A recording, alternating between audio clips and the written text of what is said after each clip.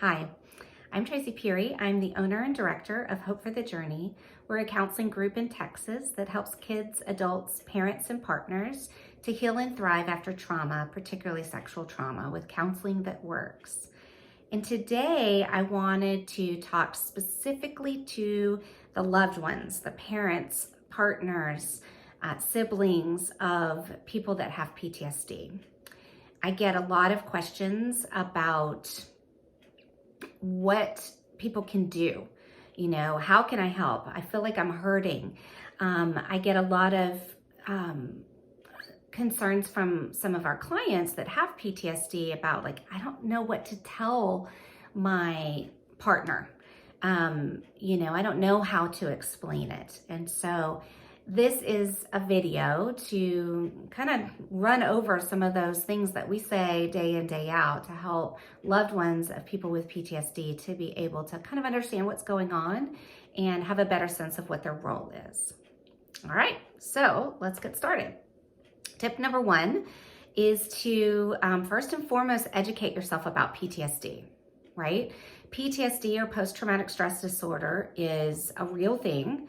It doesn't just happen to veterans, and it can happen for a variety of different reasons. The only thing that's kind of required is that somebody goes through an experience that's overwhelming for them and makes them feel like either they're going to die or a significant part of who they are is being taken from them. And then after that, for over a month, after the fact, they are having certain symptoms that are lasting a little bit longer than we would hope for them to. That's what it is, right? But what it feels like to go through is kind of like being in a jack-in-the-box, because what happens is that your brain kind of starts to misfire a little bit. And you're fully aware, you're not crazy, you're none of those things, but your brain, when it has certain triggers, right? It might be an emotion that was similar to what happened during the bad thing.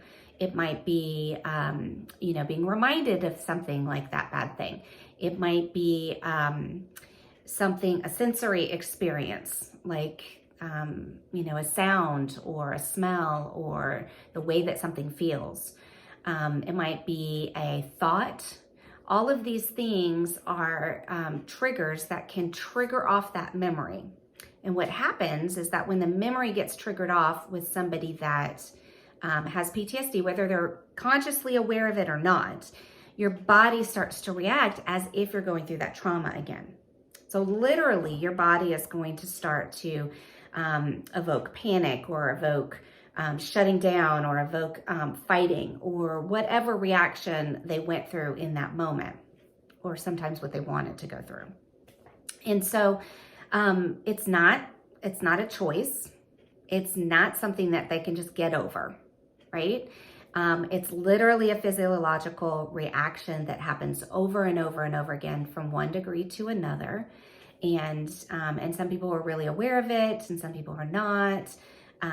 Therapy can definitely help somebody in therapy to figure out like what their triggers are and how their body's reacting, and to learn ways of grounding themselves. But that doesn't mean it stops happening until the trauma work is all the way complete and your brain really gets it, that you're not in that bad time anymore.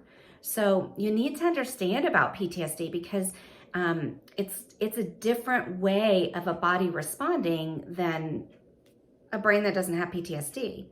And so what you see on the outside might be somebody that's really irritable, or all of a sudden shifting moods, or like crying hysterically because of something that seems really small. And if you don't understand PTSD, you might be likely to minimize, you might be likely to not understand or to overreact or take it personal. And so the biggest thing that you can do is to educate yourself about PTSD. We have some videos, we've got blogs, there's tons of research or material out there if you just go and look for it. And of course, any good trauma therapist is going to be able to provide that education to not only their clients, but also to their loved ones. And all you have to do is ask for that. So that's number one, definitely educate yourself. Tip number two is to listen. Don't try to fix. You know, the natural human reaction when someone that you love is in pain or is scared or suffering is that you want to wrap them up and you want to fix it, right? But it's just like parents learning to let their kids fall down when they're trying to learn how to ride their bikes. You can't fix this. You can't fix it for this person that went through this bad thing. They really need trauma work. They need very specific, very helpful tools that we have to be able to help them heal. But it's not you, right? Like your love can support them and help them, but that's not all that they need. It's similar to, you know, if your child has spiked a huge fever and has, I don't know, meningitis or something, your love absolutely helps them, but what they need is medical attention, right?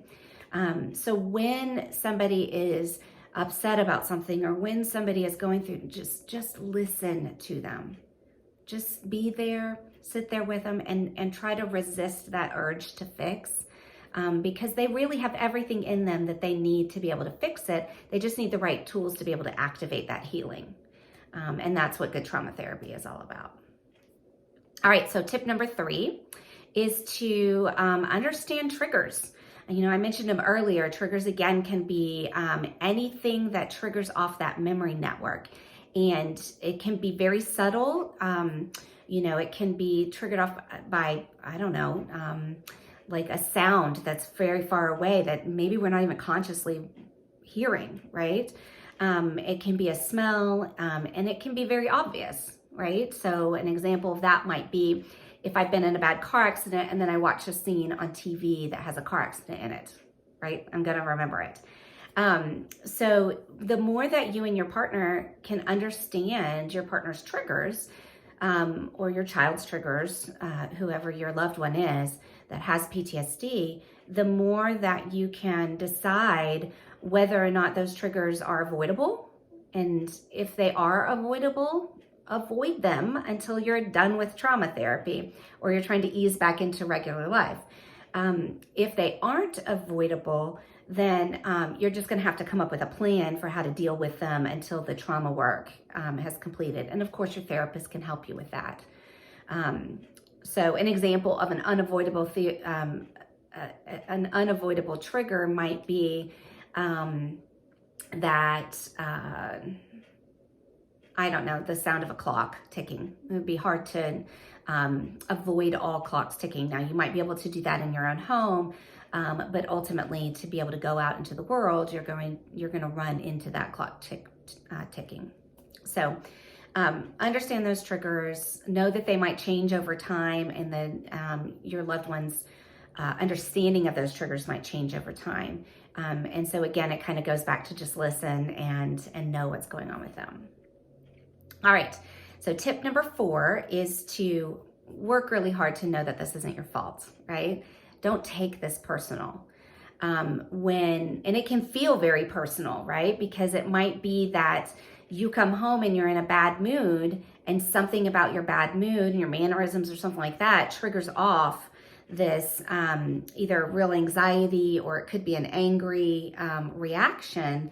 That's a PTSD reaction, right? And it can feel very easy to be like, well, I can't even be in a bad mood, right? But just knowing that it's not about you and remembering that, you know, this is something that, again, is a physiological response. And the more that you understand the triggers you can, but taking it personal is not going to be helpful. This really isn't something that you caused, and nothing that you're doing is really making it worse or better. They really need the right treatment to be able to get the healing that they want. All right, so tip number 5 is to take care of yourself, right? So one thing that you can actively do is take care of yourself. The more calm, the more collected you are, the less you're going to take things personal, the more you're going to be able to be creative, the more you're going to be able to be just your warm presence, right, can help their neurological system to calm down at times. So even though you're not trying to fix things, you do want to be supportive, right? And so just you working on yourself and taking that time, that letting them do their own work and letting them heal and getting them the right tools. But then in the meantime, you really being able to let yourself, take breaks from worry, have fun, take a bath, do those things that you need to do to take care of yourself. And that really will be a benefit to your loved one. All right. Let's see. Tip number, I think we're on 6. Please remember that people with PTSD can't just get over it, right? Yes, our bodies can heal over time, right? And they can heal naturally. But if it was going to heal naturally, it already kind of would have. And so it's not to say, it's kind of like the meningitis example, right? Some babies will fight meningitis on their own, but they'll have much better chances if they get the right medical care.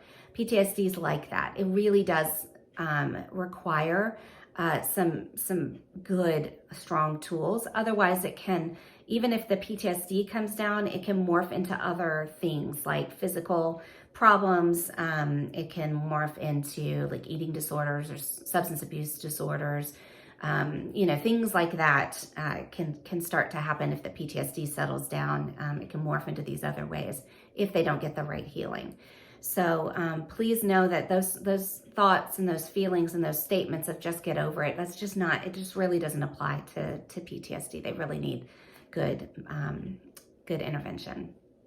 All right, so tip number 7 is to don't rush your loved one, right? This is a process, and PTSD can be very complex and it can be very simple, right? EMDR is an example of a really effective tool for working with PTSD, and EMDR can be very, very fast. I've worked with clients that we've done 3 to 6 sessions and been able to, treat their PTSD. But that's with really simple issues, and that's with people that have a lot of other internal and external resources, right? They've got a lot of strengths that they're bringing into the therapy room that help them to heal, and we're just really like linking them up. Most people with PTSD, and particularly people with complex PTSD, so they've had multiple different kinds of traumas over their life, and it's not been healed along the way. It can take a couple of years of really good treatment with a trauma specialist to be able to get the healing that you want. And rushing that process actually just slows things down. So try not to rush, even though I know it's hard, right? We want our loved ones to feel better, and I know that's coming from a good place, but it's really not helpful. It just puts too much pressure. All right, last thing. One of the best things that you can do is just ask questions about how you can help your loved one to feel safe, right? They'll know things that are helpful and not helpful, and it can be very subtly different, right? So like a hug from the front might feel okay. A hug going up from behind somebody might not feel okay. And you need to know the difference, right? So that you can be helpful. And the only way to do that is just ask questions, right? If you ask and you talk about it, and you're listening, then they'll be able to tease that stuff out, and you might misunderstand it, right? You might misunderstand what they say, and they say a hug is what's helpful, and you go and give them a hug from behind, and it's terrible for a little bit. But just go back and ask questions about it, right? You said hugs were okay. I'm not mad about it, right? I'm going to be calm. I'm going to take care of myself first. I'm not going to take this personal. So what was it about this hug that was different, that didn't feel good? And then you tease it out. Oh, it was because it was behind. Okay, well, I can just do hugs from the front, right? And that's how you can really start to learn ways that can really be helpful. And once you get a sense of what's helpful, then you can feel like you've got some things that you can do. And that really will help you to feel a lot more confident, and a lot more calm, and able to be patient and not rush things and let them do their work. So I hope this was helpful. Please, ask questions in the comments. If you or your loved one could use some extra support with this, we have some therapists with openings at Hope for the Journey, and you can check out more about us at hopeforthejourney.org. and find out our clinicians that have openings and get an appointment scheduled. All right. Thanks so much. Take care.